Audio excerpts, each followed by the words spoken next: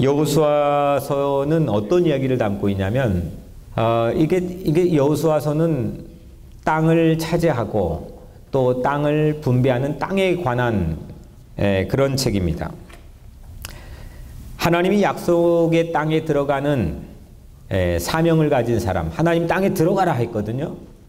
그 말씀을 듣고 그 사명을 가지고 살아가는 사람들의 모습, 그런 사명을 가지고 살아가는 리더, 그 스토리를 여호수아가 담아내고 있습니다. 오늘 우리가 읽은 서문은 약속의 땅을 바로 눈앞에 두고 사명을 받은 한 사람, 그리고 그 사명을 가지고 사명으로 살게 되는 한 사람의 처음, 설레는 처음의 부분들을 우리에게 보여주고 있습니다. 사명을 받았을 때의 모습, 또 사명을 받고 그 사명으로 살아가는 한 사람의 이야기가 여호수아서 24장 안에 담겨 있습니다. 여러분들, 사명이 한 사람을 어떻게 지켜내는지, 내가 사명을 지키는 것 같지만 제 묵상과 결론으로는 천만에요. 내가 사명을 지키는 게 아니라 사명이 나를 지켜주는 것 같아요. 아이 엄마가 몸이 아파도 아플 새가 어디 있습니까? 그 아이에게 젖을 물리고 그 아이에게 밥을 내주고 그 아이 양육하기 위해서 아빠 엄마는 피곤하고 아픈 줄도 모르고 일평생을 살아갑니다. 그 사명이 엄마를 지키고 아빠를 지키는 겁니다. 마찬가지로 하나님께서 우리에게 맡겨주신 사명, 그 사명, 이 사명이 여호수아라고 하는 한 사람을 어떻게 지켜내는지, 또 그 한 사람을 어떻게 키워내는지, 이거를 여호수아서 전체를 통해서 우리가 읽어낼 수가 있습니다. 우리가 살면서 낙심될 때가 있죠. 이제 기브업 해버릴까? 이제는 주저앉아 버릴까? 나는 이제 더 이상 나이가 들어서 힘이 없는데, 여러 가지 각각의 이유로 나는 이제 사명에서 탈피하고 사명에서 이제 그만 스탑, 멈추려고 하는 그런 삶의 순간들이 있습니다. 그런데 나에게 맡겨진 사명에 눈이 떠지는 순간 나를 다시 일으켜 세워줍니다. 내가 매일같이 루틴하게 반복하는 일을 모두 다 사명이라고 부르지 않습니다. 내가 아침부터 일어나서 저녁까지 하는 모든 일이 나에게 사명이 되지는 못합니다. 사명은 나에겐 특별한 의미가 있어야 됩니다. 그리고 내가 그 일 안에서 특별한 의미를 찾을 때 그 일이 나에게 사명이 되는 겁니다. 특별히 사명은 아침에 내가 뭐 할까, 점심에 뭐 할까 이렇게 스케줄을 적어내는데 그거는 마이 스케줄입니다. 그 사명이 아닙니다. 사명의 사전을 찾아보니까 사명의 뜻은 맡겨진 임무, 맡겨진 일입니다. 내 스케줄이 아니라 누군가가 중요하다, 가치 있다 생각해서 나에게 꼭 이것 좀 해줘야 돼 라고 맡긴 그런 일, 이거를 사명이라고 합니다. 그러니까 내 자식 내 마음대로 내가 키우면 그건 내 일이 될 수 있지만 이거 하나님이 나에게 준 선물이고 하나님이 나에게 가장 귀하다 생각해서 맡겨줬다 하면 그건 사명이 됩니다. 오늘 하나님께서 여러분들 각자에게 맡겨주신 사명이 있습니까? 그 사명이 뭡니까? 여러분들, 나에게 하나님이, 감히 하나님이 나에게 맡겨준 사명이 있다면 그게 뭡니까? 부모에게는 자녀가 될 수 있겠고, 학생에게는 학업, 공부가 될 수 있겠고, 선생에게는 가르치는 일이 될 수 있겠고, 목사에게는, 목회자에게는 목양이 되겠고, 또 우리 같은 모든 크리스찬들에게는 저는 복음이 사명이라고 생각합니다. 예수님이 그걸 맡겼거든요. 거기 눈이 활짝 열리면 내가 살아가는 모든 일상의 루틴한 일조차도 그건 사명에 관련된 일이 됩니다. 오늘 이 여호수아의 서문을 통해서 여러분들의 삶의 새로운 사명, 내 사명, 여기에 눈이 떠지는 그런 엄청난 사건이 오늘 이 시간에 있기를 주 이름으로 간절히 축복합니다. 여호수아는 늘, 여호수아를 가만히 보니까 늘 언제나 변함없이 모세 곁에 있어줬던 유일한 딱 한 사람입니다.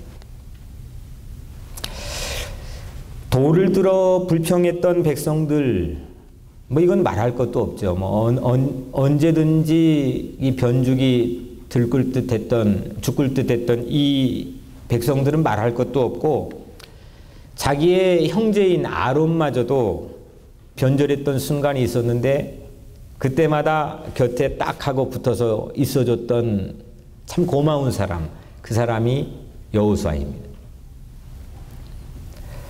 모세가 시내산에서 40일 금식 기도를 했습니다. 육신적인 극한의 상황에 도달합니다. 배고팠을 겁니다. 그런데 그 40일 금식 기도할 때도 모세 곁에서 함께 그를 지켜줬던 유일한 아름다운 한 사람, 그 사람이 여호수아입니다. 모세가 회막 안에 들어가서, 사람들이 모이는, 우리로 치면 교회 회막 안에 들어가서 하나님과 깊은 대화를 했습니다. 그 대화를 한 후에 자기 캠프 진으로 돌아가서, 그 돌아갔는데도 여전히 그 모세가 있던 그 자리에서 회막을 떠나지 않고 모세를 염려하며 지켜준 딱 한 사람, 그것도 여호수아입니다. 출애굽기 33장 11절에 모세는 진으로 돌아오나 눈의 아들 젊은 수종자 여호수아는 회막을 떠나지 아니하였더라. 참 고마운 사람이죠. 참 아름다운 사람입니다. 희망의 목소리로 모세 곁에서 용기를 주었던 한 사람, 그 사람이 여호수아입니다. 그런데 이런 모세가 여호수아 곁을 떠났습니다. 이 볼 수가 없습니다. 근데 이 여호수아처럼, 오늘 이 모세의 서거를 경험한 여호수아처럼 그런 깊은 상실을 경험한 경우가 과연 우리에게 있을까 싶을 정도로 아주 깊은 상실감에 빠질 수 있는 그런 상황입니다. 모세를 잃어버린 순간 여호수아는 이제 아마 할 일도 잃어버릴 수 있는 그런 위기에 처했다고 생각합니다. 아, 내가 이제 뭘 해야지? 뭐 일에 손에 잡히겠습니까? 내가 앞으로 뭘 보고 살아야지? 내 타겟은 뭐고 내 골은 뭐지? 내가 해야 할 일이 뭘까? 이 모든 의욕과 동기부여가 사라질 수 있는 그런 아주 암흑한 위기에 지금 처해 있었다고 생각합니다. 근데 이런 상실에 빠져 있는 여호수아에게 하나님이 참 귀한 말을 속삭여 줬습니다. 하나님이 여호수아에게 한 말입니다. 여호수아야, 내가 모세에게 말한 것처럼 5절에도 내가 모세와 함께 있었던 것 같이 내가 너와 함께 있겠다는 것. 여호수아는 평생 모세 곁에서 모세와 함께한 하나님을 직접 목격했습니다. 하나님이 모세와 함께 했을 때 모세에게 어떤 능력이 나타났고 모세가 어떤 일들을 했는지 누구보다도 잘 아는 사람, 그 사람이 여호수아입니다. 근데 그 여호수아에게 하나님이 인용을 해가지고 말씀해 주신다는 말씀이, 야, 내가 너 모세에게 말한 것처럼, 내가 너 모세하고 함께 한 것처럼 내가 너에게 말할 거고 너와 함께 할 것이라고 말했어요. 이 가슴이 뻥 뚫려버린 것처럼 깊은 상실감에 빠져있는 여호수아의 뻥 뚫린 가슴을 이걸로 메워주었습니다. 하나님 만져줬습니다.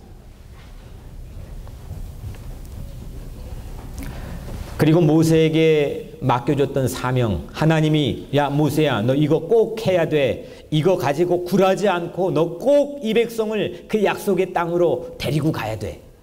라고 했던 이 귀한 사명이 이젠 여호수아에게 전이되는 아주 중요한 순간이 오늘 말씀의 서문입니다. 여호수아가 드디어 사명을 찾았습니다.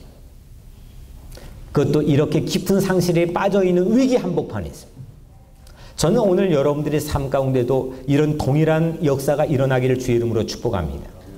사명에 눈이 떠져야 돼요. 사명을 찾아야 돼요. 매일같이 다람쥐 쳇바퀴 돌듯이 반복되는 내 삶의 그런 루틴한 삶에서 나에게 어떤 일정이든 어떤 스케줄이든 나에게 삶의 의미를 제공해주는, 모든 내가 만지는 하는 일들이 새로운 사명이 되는 그런 삶의 찰나에 여러분들의 눈이 떠지기를 주의 이름으로 축복합니다. 정탐꾼이었던 여호수아가 38년 전에, 오늘 이 본문의 38년 전 가나안 정탐꾼으로 갔을 때 나이가 55세입니다. 그리고 여호수아가 몇 살까지 살았죠? 110세까지 살았어요.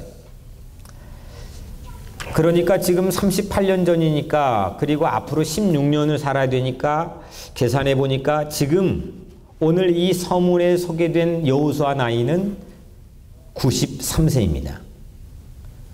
우리 홍장로님 나이하고 비슷하시네. 홍장로님 여호수아시네. 93세. 모세가 80세에 새로운 소명을 받았으니까 93세 결코 이른 나이가 아닙니다.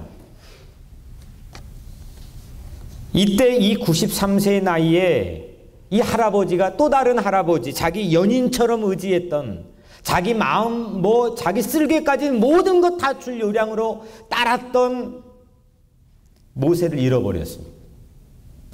이런 여호수아에게 다시 하나님이 찾아와 흔들어 깨우면서, 너 마음 그렇게 먹으면 안 돼. 너 마음 강하게 먹어야 돼. 마음 담대하게 먹어야 돼. 놀라지 마. 두려워하지 마. 이렇게 새로운 마음의 힘을 불어넣어 준 게 오늘 이 여호수아가 서문에서 우리에게 소개하는 자기만의 하나님 체험입니다.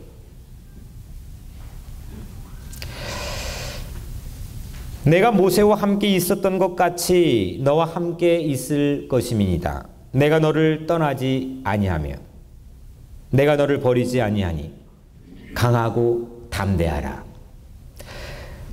너는 내가 그들의 조상에게 맹세하여 그들에게 주리라 한 땅을 이 백성에게 차지하게 하리라. 하나님께서 이 말씀을 여호수아에게 주셔서 여호수아의 마음이 어땠을까요? 이 힘을 바탕으로 해서 여호수아는 2장도 지나고 3장도 지나고 13장까지 가나안 땅, 약속의 땅 구석구석을 들어갑니다. 그리고 그 약속의 땅을 하나님이 약속해 주신 대로 차지합니다. 자기 사명을 완성했습니다. 그리고 14장부터 시작되는 땅 분배, 저는 이게 여호수아서의 백미가 여기서부터 나옵니다.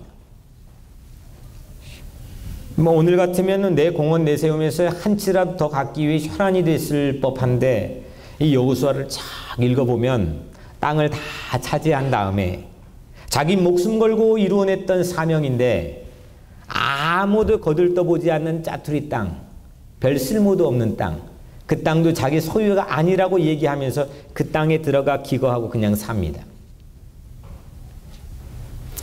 참 아름다운 사명자입니다. 사명 하나로 그를 이끌어왔습니다. 야, 이 사람 프로페셔널이구나. 이 사람 참 멋쟁이구나. 어떻게 해서 이렇게 이 사람이 멋지게 살았을까? 그 사람 가진 탤런트와 천성적인 재능이요? 저는 그렇지 않다고 생각합니다.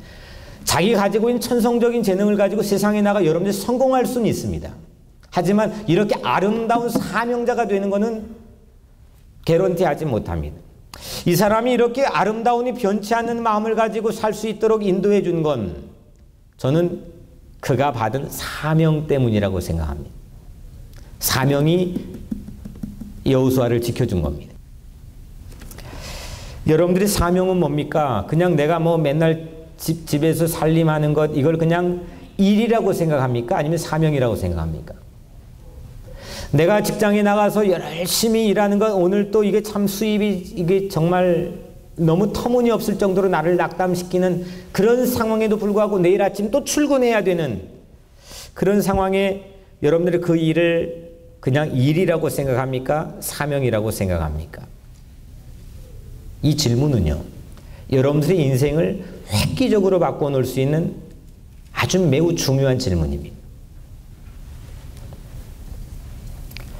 여호수아가 이제 이 사명을 받고 난 다음 맨 먼저 해야 될 일이 뭐냐? 강을 하나 건너는 겁니다. 도하하는 겁니다. 요단강입니다. 요단강을 건너지 않고는 그 약속의 땅에 들어갈 방법이 없습니다. 그래서 하나님께서 오늘 2절에도 요단강을 건너 했습니다. 야, 너 요단강 건너. 낙심하지 말고 놀라지 말고 두려워하지 말고 그 강을 건너 했습니다. 그 강 건너도 그 여리고성을 비롯한 견고한 진들이 차례차례로 기다리고 있습니다. 그런데 이렇게 상실한 마음 갖고는 뭐 그 성은 고사하고 강에 아마 발바닥도 담그지 못할 처지에 지금 놓여 있습니다. 아마 여러분들도 그런 일이 있지 않습니까? 내가 뭔가 일을 시작해야 되는데, 내가 누군가를 만나야 되는데, 내가 중요한 타겟을 앞에 놓고 있는데, 내 그것 때문에 여기 유학을 왔는데, 그 앞에 있는 강 하나 건너는 곳조차도 정말 낙심이 되어서 아무것도 하기 싫고 할 힘이 없는 그런 깊은 상실을 경험하고 있는 분 혹시 없습니까? 근데 하나님은 여호수아의 사명을 깨워줬습니다. 오늘 여호수아처럼 여러분들도 사명을 깨워주시기를 주의 이름으로 축복합니다. 내 종 모세가 죽었으니, 하나님의 말씀입니다. 내 종 모세가 죽었으니 이제 너는 이 모든 백성과 더불어 일어나 이 요단을 건너 내가 그들 곧 이스라엘 자손에게 주는 그 땅으로 가라. 가라. 여기 있으면 안 돼. 너 가라. 요단강을 건너서 가라. 약속의 땅으로 가라. 이런 사명입니다. 이 약속의 땅은 아직 가보지 않는 땅입니다. 근데 가야만 될 땅입니다. 근데 문제는 이 요단강을 건널 때 이 3장을 보니까 요단강을 건널 때 강바닥이 보이질 않아요. 뭐 바닥이 보여야 발을 디디고 어디 경로로 해서 백성을 인도할 거 아닙니까? 근데 이때 하필 누런 흙탕물이 강바닥에 가득했습니다. 몸에 꺼두는 시기 추수기였기 때문에 이 물이 잘 흘러 넘쳐가지고 이 강바닥이 보이지를 않습니다. 뭘 잡고 가야 되는데, 나뭇가지라도 잡고 가야 되는데 이게 뭐 보이지를 않습니다. 이런 여호수아에게 하나님의 한마디, 그 한마디가 다 죽어가던 사명을 숨쉬게 했습니다. 오늘 마지막 9절, 내가 네게 명령한 것이 아니냐. 강하고 담대하라. 두려워하지 말며 놀라지 말라. 네가 어디로 가든지 내 하나님 여호와가 너와 함께 하느니라. 아멘. 내가 네게 명령한 것이 아니냐. 이게 사명입니다. 이게 위임입니다. 오늘 전파사의 모임 시간에 나누겠지만 이 누가 나에게 맡겨준 사명자의 삶은 위임받은 일을 하는 겁니다. 내가 너에게 맡겨주지 않았느냐. 강하고 담대하라. 내가 너와 함께 하겠다. 다 죽어가는 여호수아의 마음. 오늘 여호수아는 자기 그 모든 상실감에 빠져있는 마음바닥에 하나님의 이 귀한 음성으로 채워졌습니다. 강하고 담대하라. 이걸로 꼬박꼬박 눌러가지고 채웠습니다. 두려워하고 놀라지 말라. 이걸로 또 왼쪽을 채웠습니다. 네가 어디로 가든지 내가 너와 함께 할 것이다. 이걸로 가득가득 자기 마음을 채웠습니다. 오늘 여러분들의 마음에 뭘로 채웠습니까?